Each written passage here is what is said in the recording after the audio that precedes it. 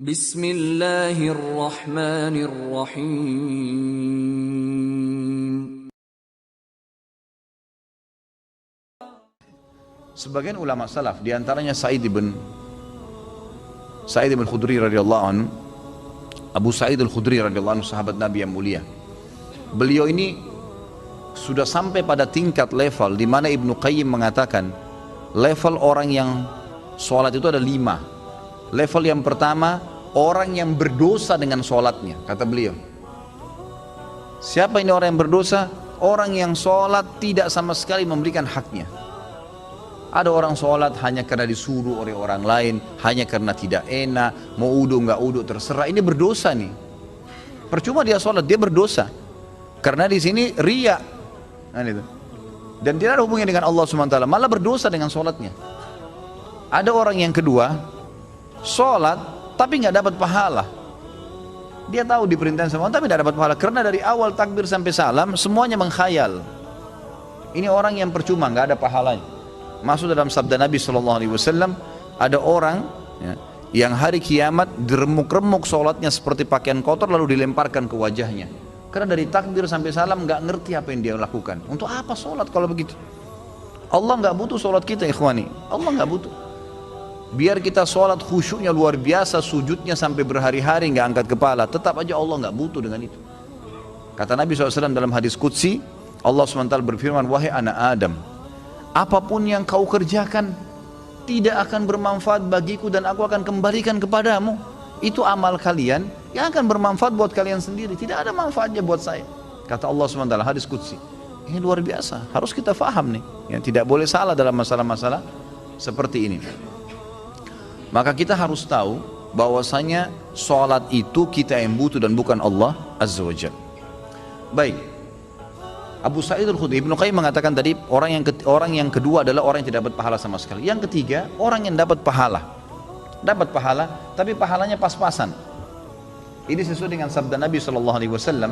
Ada orang yang sholat tidak akan mendapatkan kecuali setengah pahala sholatnya. Ada orang yang sholat tidak dapat kecuali 1/10 dari sholatnya. Jadi kecil, ada pahala tapi kecil, lebih banyak menghayal daripada fokusnya. Yang keempat adalah orang yang sholat berusaha untuk fokus, gitu kan? Tetapi terkadang masih menghayal, masih terlintas. Maka ini lebih dominasi pahala yang dia dapatkan daripada hilangnya pahala. Karena kalau kita lagi baca Al-Quran atau kita lagi baca bacaan sholat, kemudian kita fokus, dapat konsentrasi, ikutin bacanya, dapat pahala terus per hurufnya, gitu kan. Pergerakan juga ada pahalanya. Tapi pada saat kita baca terus kita nggak sadar lagi menghayal, cuma lisan kita karena sudah terbiasa membaca jadi ngucapin kena rutinitas, itu nggak ada pahalanya, gitu kan. Itu nggak ada pahalanya. Orang yang keempat ini adalah golongan orang yang dapat mayoritas pahala sholatnya, tapi masih ada yang hilang. Bedanya tadi dengan orang yang ketiga, mayoritas pahalanya hilang, cuma sedikit yang dia dapatkan, gitu kan. Terbalik. Yang kelima, ini yang luar biasa. Orang yang sholat semuanya dari takbir sampai salam fokus. Bahkan kalau mereka sholat, mereka sudah lupa siapapun yang ada di sekitarnya. Mereka tidak perlu tahu tempat itu di mana mereka berada. Sampai pada tingkat itu. Abu Sa'id al-Khudri radhiyallahu anhu dikatakan dalam riwayat dan masuk dalam poin yang kelima ini. Jadi bukan jangan Anda katakan oh susah orang kalau fokus sholat, itu nggak ada susahnya. Asal dia mau, dia tahu dulu nilainya kadar sholat itu. Abu Sa'id al-Khudri berkata radhiyallahu anhu, saya pernah disuruh oleh Nabi SAW menjaga pasukan di malam hari dan Nabi SAW sedang tidur bersama dengan pasukan. Maka saya pun sholat di semak belukar. Pada saat saya lagi sholat, tiba-tiba ada mata-mata musuh dari jauh itu yang memanah ke arah saya dan tepatnya jatuh di jantung saya. Di tengah-tengah dadanya jatuh di jantungnya. Dia bilang lalu keluar darah. Tetapi pada saat itu saya sedang sangat menikmati surah Al-Kahfi yang saya baca, sehingga saya tidak merasakan perihnya dan sakitnya anak panah itu. Tetap baca surah Al-Kahfi dengan tenang. Al-Kahfi mengalahkan itu semua, gitu kan. Lalu kemudian dia berkata, mata-mata itu melepaskan lagi anak panah yang kedua. Dilepaskan anak panah kedua, jatuh tepat di sebelahnya anak panah pertama, tergores, keluar darah lagi. Tetap saya masih belum merasakan sakitnya karena nikmatnya membaca surah Al-Kahfi. Sampai musuh itu melepaskan 9 atau 10 anak panah. Sasarannya semua hampir sama, di jantung. Dia bilang, kalau bukan karena saya khawatir, ini sudah mulai berat, ini 10 anak panah di dadanya. Dia bilang kalau bukan saya khawatir saya terbunuh dengan anak panah selanjutnya, kemudian Nabi SAW dan sahabat-sahabat yang lain akan dibunuh oleh musuh, demi Allah saya akan selesaikan sholat saya dengan surah Al-Kahfi. Tapi karena saya khawatir itu maka dia ruku. Dia bilang waktu saya ruku, kemungkinan mata-mata itu tahu kalau saya manusia. Tadi dia ragu, kemudian dia lari dan tidak jadi menyerang pasukan muslimin. Tapi saksi bahasan kita bukan masalah perangnya, bagaimana Abu Sa'id Al-Khudri bisa fokus sampai tidak merasakan sakitnya anak panah. Coba nih teman-teman di sini kalau digigit nyamuk, ya. Digigit nyamuk gimana tuh? Jangan kan digigit, baru suaranya sudah buyar semua konsentrasinya, gitu kan? Seseorang di antara sahabat dan tabi'in dinukil dalam buku-buku tentang khusyuan salat, kumbang datang menggigit, menyengat dahi mereka, berdarah, mereka nggak bergerak, seperti batang pohon yang kokoh.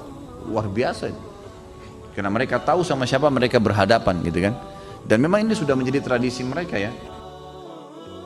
Bagaimana jikalau kita sholat tapi memikirkan level-level sholat seperti yang Pak Ustadz rincikan dengan pembahasan barusan, apa tetap dapat pahala? Level-level sholat apanya mesti dibayangkan? Enggak, fokus bacaan saja, enggak usah bayangkan yang lain.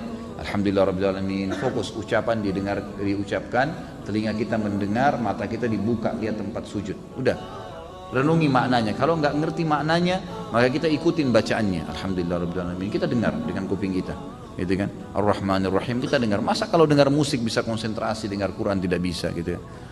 Jadi gitu, seperti itulah. Jadi nggak usah bayangin apa-apa, nggak usah bayangin apa-apa. Tadi ada yang bayangin kambing sama ayam apa segala, nggak perlu, gitu. Apakah level-level tipe sholat tersebut berkorelasi dengan level-level dosa yang telah kita lakukan? Dalam artian level 5 itu dosanya sedikit. Iya tentu saja, karena itu memang ada hadis Nabi SAW, ya.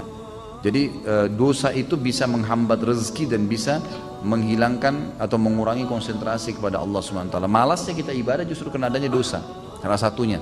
Maka coba perbanyak istighfar, perbanyak istighfar. Saya punya pengalaman pribadi, pernah saya belajar waktu saya masih SMA kelas 3 di kota Madinah pada salah waktu itu tahun 1993. Kemudian saya di masjid kampus lagi menghafal materi balaghah. Memang agak sulit waktu itu materinya. Saya coba hafal nggak bisa, lupa terus. Saya juga kalau sholat, gitu kan, sering kadang-kadang tidak konsentrasi, lebih banyak menghayalnya.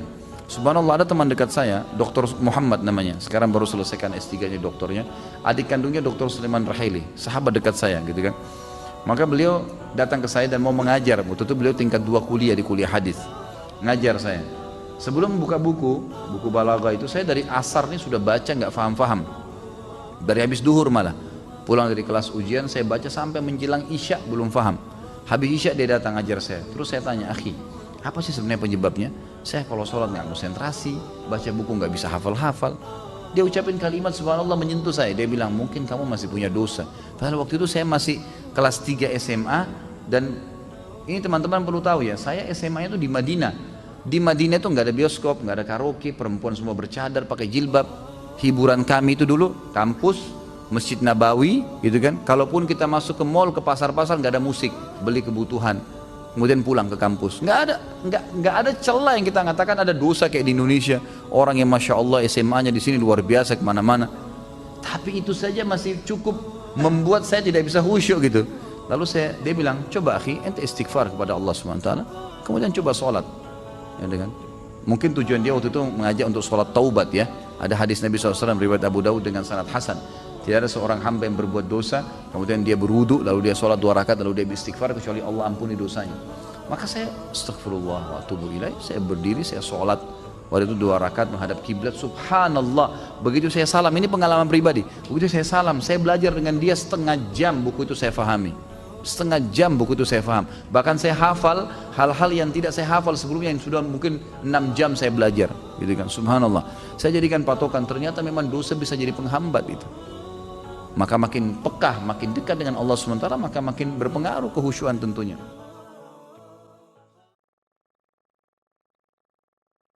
تبكي على حبيب جفاك وسرت في ركب ليلى ولحظها إذ رماك وطارت الروح شوقا